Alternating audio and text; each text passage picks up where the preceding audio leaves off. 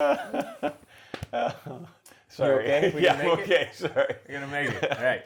You can go whenever you're ready. Yeah. So we got John chapter 10, verses 1 through 10. Welcome to Talking Shop. Yeah. Welcome to Talking Shop.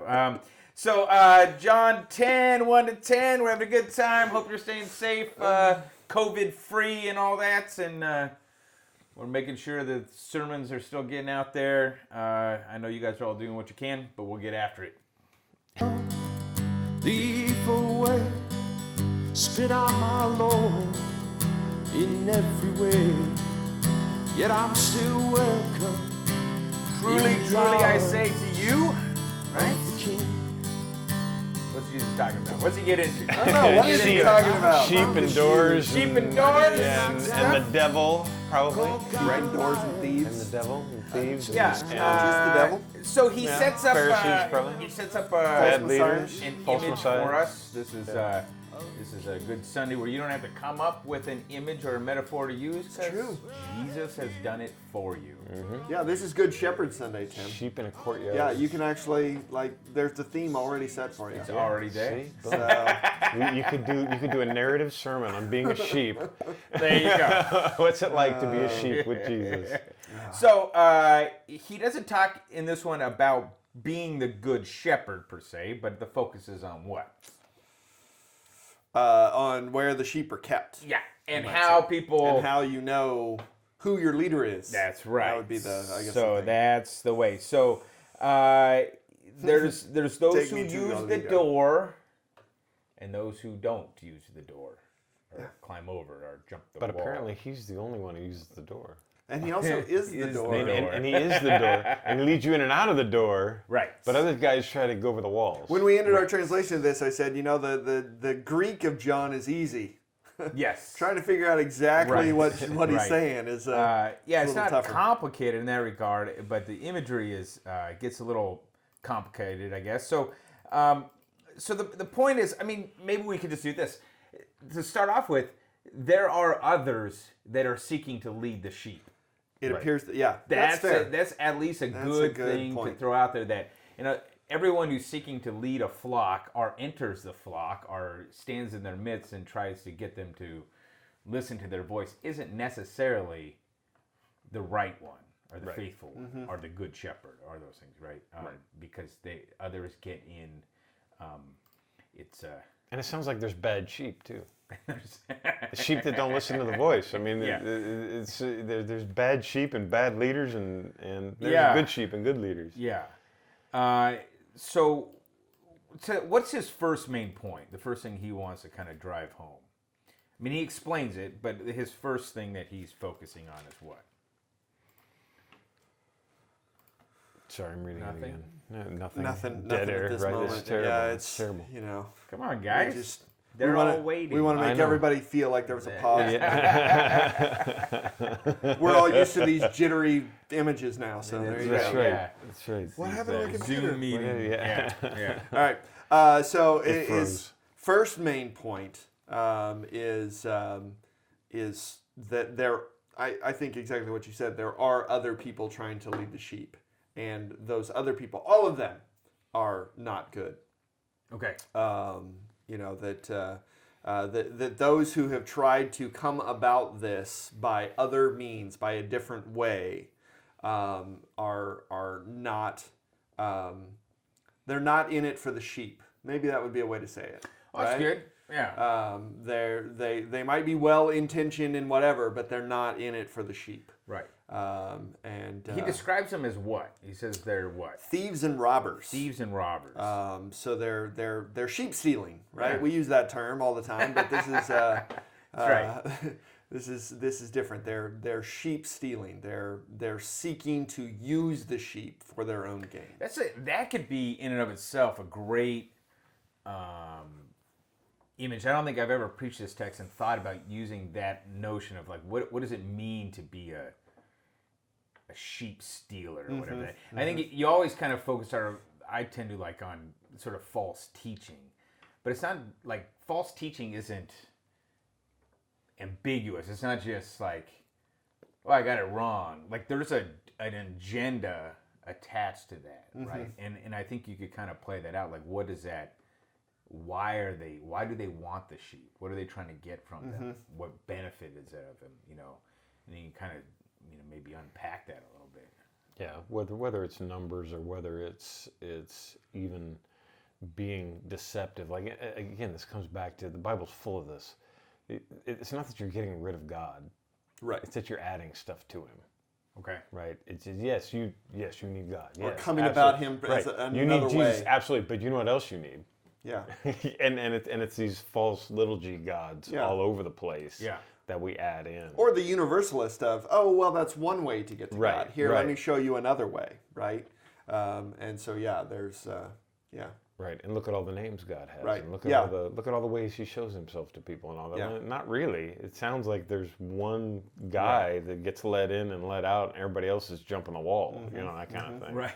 Right. So yeah, and so it's this idea that they're really, it's a very non-postmodern concept that there actually is an objective truth. Yeah. Right. So we get that there's this one who is described as a thief and a robber, and so then Jesus goes on to clarify sort of who He is. Maybe we should say, like, so how does He kind of make that known to his disciples there? Yeah, so partly through His voice, and also this idea of the gatekeeper, which it's interesting, he talks about that the gatekeeper opens, then he goes on to argue that He is the gatekeeper. So it's both and as we look at that. But it's primarily the sheep will hear and follow, and His sheep will not follow somebody else. Yeah, so they hear His voice. Yeah, right. Yeah, it's almost this use of election that we talk about, where those who are His, they'll follow, and they won't follow somebody else. Right. And even with all of the other voices out there and all of that, and so you might say if we hear that voice of Jesus, we can know that we're in the fold. Right. If you're hearing this message, as I've often said, how do you know this is for you? Because you're hearing it, right? Yeah, I've heard that the gatekeeper was he's actually referring to John the Baptist. Oh, okay. Because that's that theme that runs all the way through John, is basically John 1, right? So it's behold the Lamb of God who takes away the sin of the world. Right. Boom, There he gatekeeper. Aha! Right there. The Lamb of God is actually the door, and He's the Lamb, and He's the shepherd. The shepherd. He's the whole deal, right? Yeah. But that really fits well with John. Now, is that what Jesus is saying? Maybe. Maybe not, but it seems It's a to rich fit well. image. I mean, there's a lot you can kind of use it for. Yeah.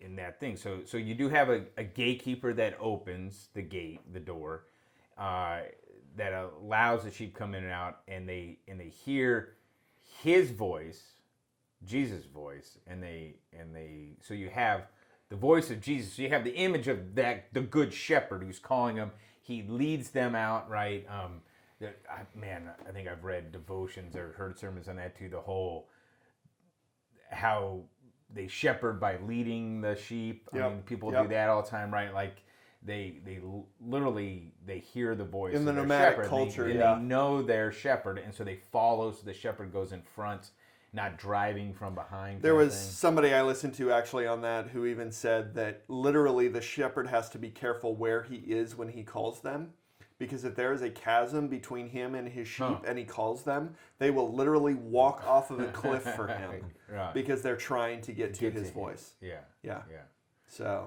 So there's a lot of power there, a lot of imagery there, how to use that language of voice. I mean, man, think of it this, right, in the midst of all this weird stuff where people are now live streaming and they're all that, we're almost, a lot of people are very limited now in how they're coming in contact with the church and the gifts of Christ. Mm-hmm. The voice, though, is that common thing that still gets out, right? The faith comes by hearing. The voice is still proclaimed, and they still receive it that way. It's powerful, right? Yeah. You're not going to stop the voice. You run into the problems when the voice is, I mean, it's attached to him, though, right? Yes. You follow him in and out, right? That's and, a good, yeah. Right. So you run into problems You think when of you're this, talking if media you're, stuff. let's say for people right now that their church is on Facebook Live or whatever, that voice is literally in the midst of a million other voices. Yep. Right? That's a tough arena to be in. Yeah. It's not, I'm coming to church and there's the voice of the good shepherd for me. It's, man, it's caught up in the midst of all this stuff. Right, and how do you navigate that? Yeah, there's a lot there. Yeah. Yep. There's also attached to that voice, though, is they will follow. Yeah. Right? It's not just listening to the voice and going, oh, that's nice. Oh, that's nice, yeah. Oh, yeah, Yeah, thank you. I mean, there's a How uplifting. I feel there's so an good. action attached to that moves toward the voice. It's like that the actually Monty comes in Python contact with it. scene. Oh, he's talking about the meat. Oh, that's great. Have a hell of a time. You know, it's not like that. It's not like, Right. oh, that's isn't sweet. Anyway, Isn't that so wonderful? Yep. Yeah. yeah, so it's a following. Yeah, there's a The voice response to the demands voice. action, Yeah. you might say. Right? Follows after. Right? So, yeah. And then he goes into the door. Yeah, and so then you get this. So he says this as a translated as like a parable, proverb, figure of speech. I think is what the English does usually, something like that. And they don't know what he's talking about, Right. which is not shocking. I guess this happens a lot. Standard for them in this kind of. Yeah. So We'd have probably been the same. yeah, way. we are. They go what? Right, and then he just lays it out. He restates that amen, amen. Right, the truly, truly I say to you, and it's just I am the door. And if you don't get that, he says it again. Right, like Yeah, this is I am the door to the sheep pen or the sheepfold, right, of the sheep where the sheep come in and out. Yeah. So that's interesting because I think when he first lays out the image, you don't kind of actually see him. You're not expecting him to be the actual gate. Yeah. You're expecting him to be the guy that's coming in and out and leading the sheep. And then it's I don't know, it's surprising, right? Oh no, he's the door? He's the... Or is he the voice? He's the shepherd and the And voice. then and later the he's door. going to be the shepherd. And Yeah. yeah. Right. And I was just thinking about it, though. This is the crux of kind of all of the I am statements, right? That he's the door. He's the one through. In the story of Lazarus, I'm the resurrection and life. Nobody comes to the Father except through me, right? So this builds. Yeah. I'm the vine, you are the branches. Apart from me, you Right. can do nothing, right? So this is all based on these I am statements. This is where you find your existence. Right. And this is where you find, for this one maybe, this is where you find your separation from all that is seeking to destroy you. Right? Okay. Well, yeah, and that's verse that's 10, good. right? That's verse 10. Yeah. Everything else is going to crush you and slaughter you and Yeah. murder you and Yeah. all. Yeah. But I'm what's keeping you separated from that, right? Right. And there's this great, I always make this connection. He will go out and find pasture and then will come in, right? Is a link to Psalm 121. The Lord is your keeper. He will keep your going out and your coming in from this time forth and forevermore. So you can make that connection to Psalm 122 or 121, which starts out with, I lift my eyes up to the hills, from where does my help come good. from? Yeah. So anyway, that's which is probably the psalm of the day. I haven't looked at it, but it probably could be. is. Yeah, I Yeah. haven't looked at that. Yeah, either. it is. So, he is. So that's great. Like if you think about it, and I don't know if I ever thought of it, but you could preach this text in that you hear the voice, Psalm 23, by the way. and you and what you see is the door through which you're gonna go out, right? To follow that voice is Jesus himself. Yeah. And you might this can be the conundrum for you, because you might want it to be anything but that door. Like, well, no, I had this other door in mind. Like I hear I like that. So here's the door. You don't get your door of your choosing. You don't get your million pathways up to the heights, right? There's one door. You don't get religion the way you want it. Yes. You get Jesus. You get Jesus, and that's it. And it's Yeah. his voice calling you, and Yeah. you've heard it. And you're cause And you want what it offers. and you want what it offers. Because I think this is a real thing. I think people struggle with this. Like I hear, they're intrigued. The church sounds great. I like some of that, but I don't like that other stuff. And it's like I don't like the way that doorway looks. that door. I don't want that door, right? And that's the door you go through. You get Jesus and Jesus only. Yeah. And the door through which that happens is through his suffering, through his path to the cross, through his nail-pierced hands. Yeah. That's the door That's through the which door. you have to go Yeah. in order to get to what he's calling you to. Yeah. So, yeah. As Tim likes to say, that'll preach. Yeah, that'll preach. Yeah. Yeah. Check out craftofpreaching.com. Like, subscribe, hit that little bell. I heard that's a thing that lets you know when the new one posts, and you've got it there. Share any thoughts on this and how you guys are going to preach it. And yeah, God bless your preaching.